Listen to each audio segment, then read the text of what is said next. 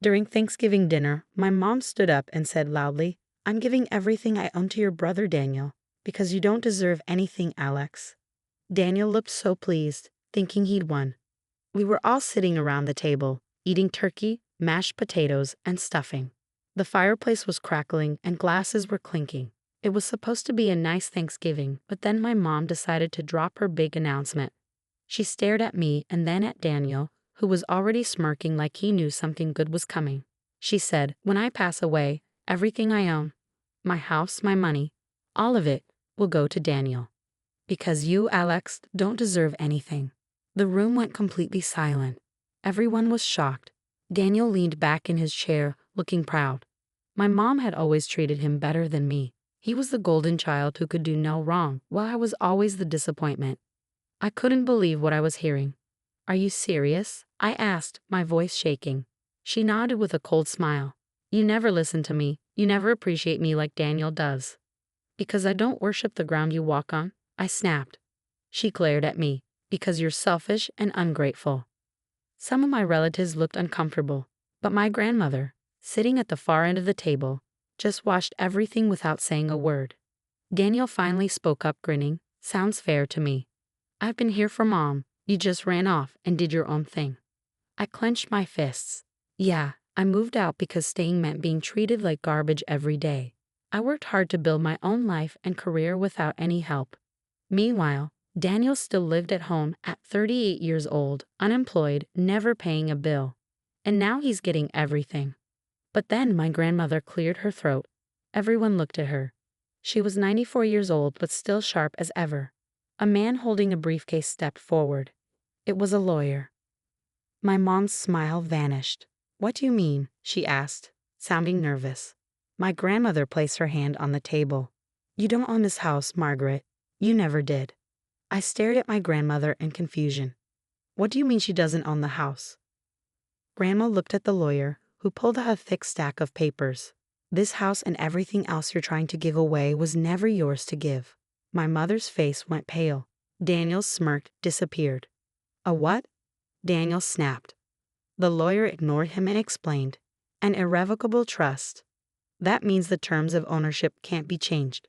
Margaret, you've never legally owned this house. Your mother does, and she decides who gets it." The room was completely silent. Daniel looked stunned, and my mom was frozen in shock.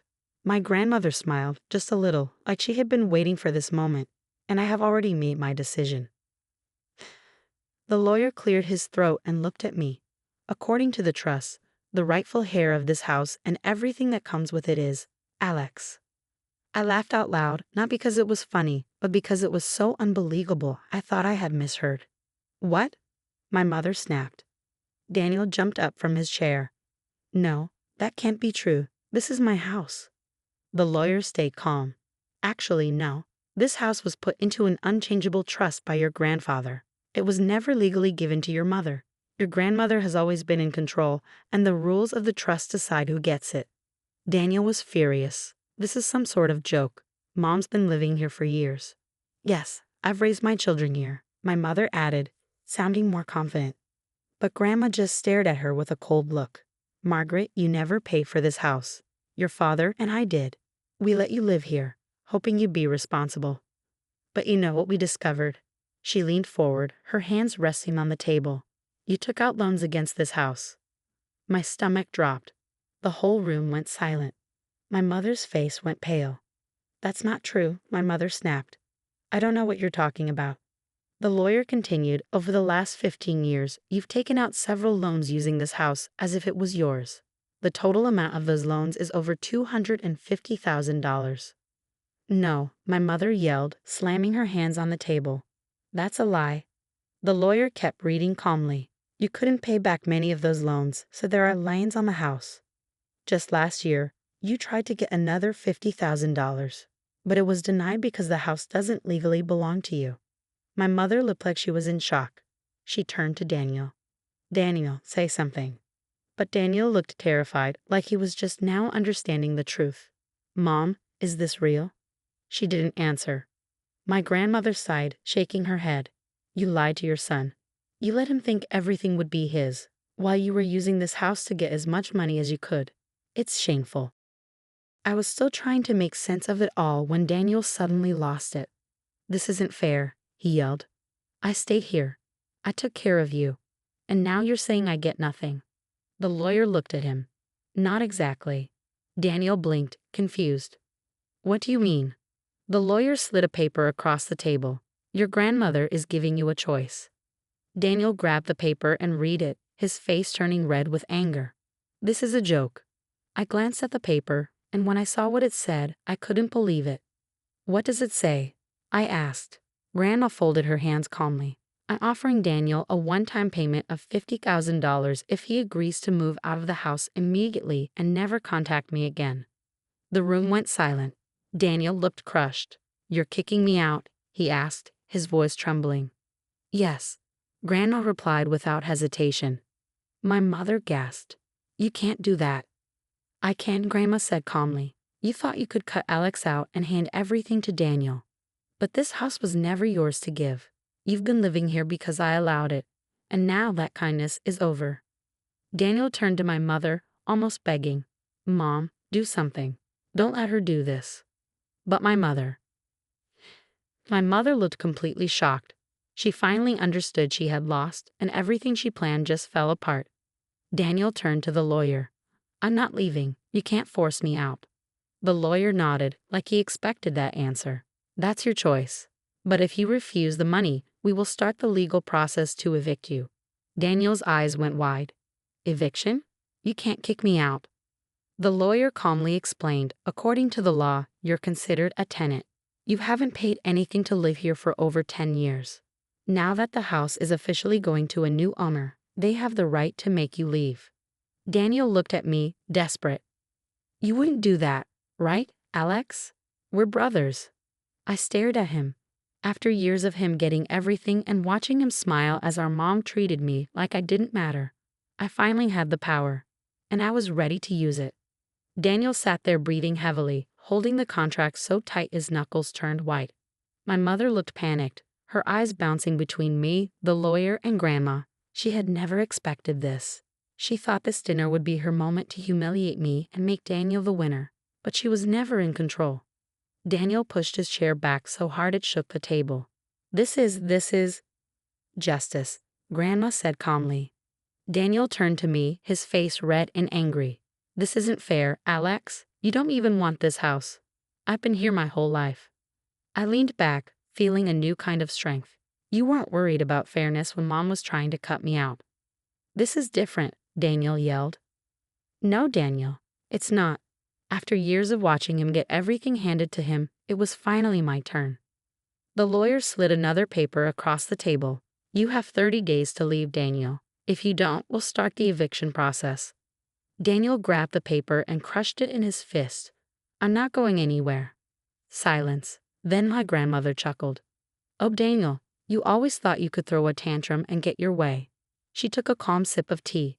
But you forget. I know everything. Daniel froze. Then Grandma said the words that changed everything. I know of a second mortgage.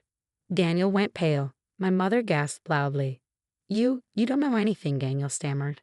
Oh, but I do, Grandma said. She placed her teacup down and looked directly at Daniel. You took out a second mortgage on this house, didn't you? That's a lie, my mother shouted. Is it?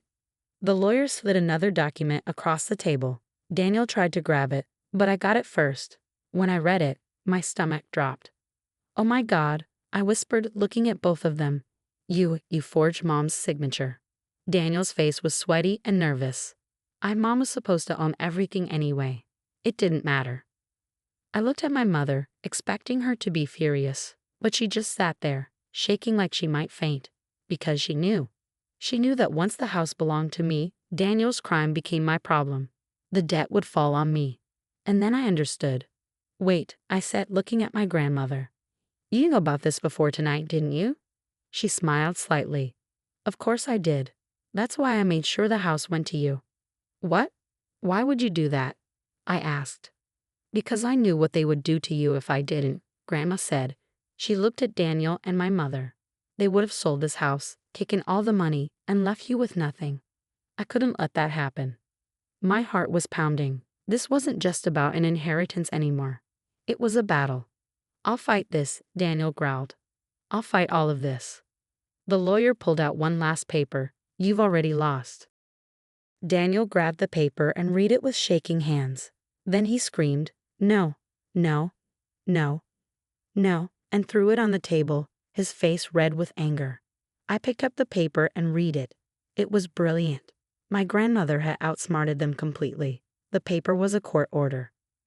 Daniel, my grandmother said firmly, you don't just owe money on this house. You committed fraud.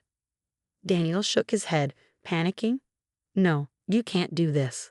Oh, but I can, Grandma replied. The bank knows what you did. The police do too.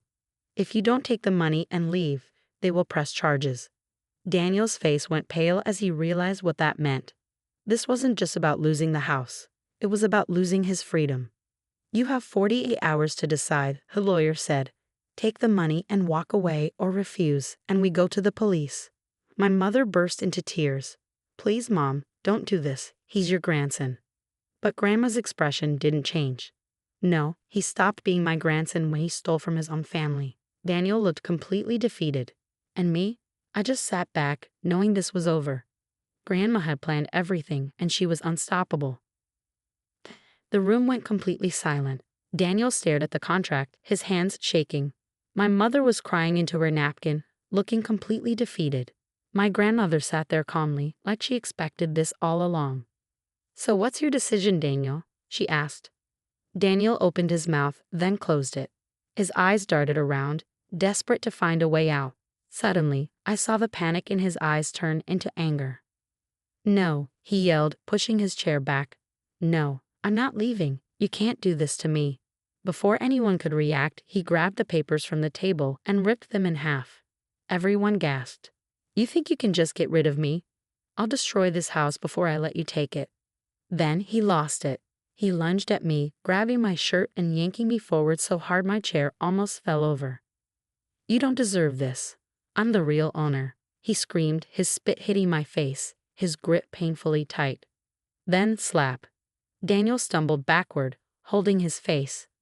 My grandmother had slapped him so hard her voice echoed through the room. Enough, she shouted.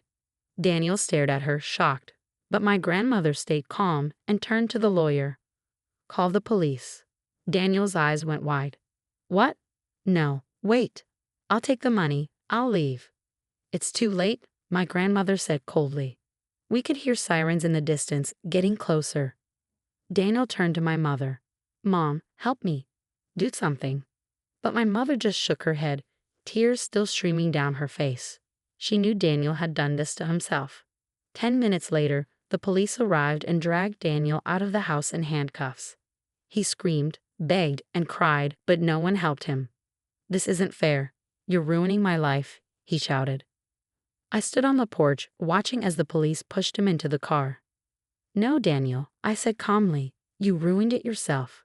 The car door slammed shut, and the police drove away. Daniel was gone. I took a deep breath, feeling free for the first time in my life. Daniel was charged with fraud. It turned out he had forged signatures before, and the bank had been building a case against him for months. My grandmother just sped up the process, and Daniel ended up in jail. My mother tried to fight back. She screamed, cried, and begged my grandmother to change her mind. But Grandma was done. She gave my mother one last chance. You can stay in this house for 6 more months. After that, you leave or Alex will have you evicted. My mother left in 4 months. She moved into a small apartment across town. She tried to rebuild her relationship with me. But I didn't want that. I wasn't cruel. I helped her when she needed it. But I never forgot how she treated me, and I never let her get close enough to hurt me again. In the end, I renovated the house. I fixed everything they had neglected and made it beautiful again. When it was all done, I threw a big Thanksgiving dinner and invited everyone in the family, everyone except my mother and Daniel. They didn't deserve a seat at the table. As I looked around at my home, filled with people who truly cared about me, I knew I had finally won.